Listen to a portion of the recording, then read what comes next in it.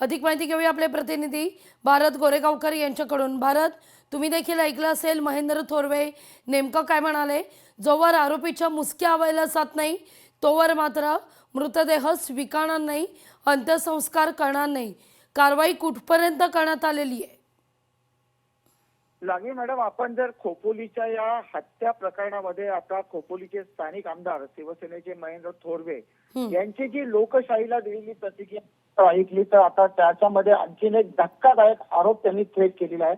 आणि खरं तर आता याच्यावरती राष्ट्रवादी काँग्रेस पक्षाला त्यांनी जबाबदार धरलेला आहे। म्हणजे जसं आता खोपोलीमधला हा जो प्रकार आहे, अर्थातच हा निंदनीय प्रकार आहे, ही राजकीय हत्या आहे असं शिवसेनेचं म्हणणं आहे। मंगेश काळोखे हे शिवसेना शिंदे गटाचे सक्रिय कार्यकर्ते आहेत। त्यांच्या ज्या सौभाग्यवती आहेत, त्यांच्या पत्नी आहेत, त्या निर्वाचित झालेल्या आहेत खोपोली नगरपालिका निवडणुकीमध्ये। आतापर्यंत खोपोलीच्या नगरसेवक पदाचा कार्यभार देखील लोकांनी स्वीकारलेला नाही आहे। आणि अशातच आज मंगेश काळोखेंची संशयास्पद पडलेला मृतदेह खोपोलीच्या आम रस्त्यावरती पाहायला मिळतो।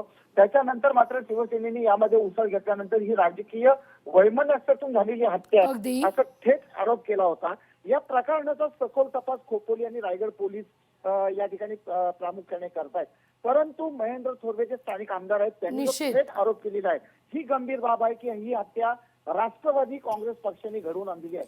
अर्थातच शिवसेना, भाजप आणि राष्ट्रवादी अजित पवारांची सत्तेत आहे। त्यामुळे थोरवे यांच्या आरोपाला आता राष्ट्रवादी किती गांभीर्याने घेत आहे आणि या प्रकरणाला आता वेगळं वळण लागतंय का हे पाहणं महत्त्वाचं आहे। निश्चित भारत, धन्यवाद तुम्ही दिलेल्या एकूण सविस्तर माहिती करता।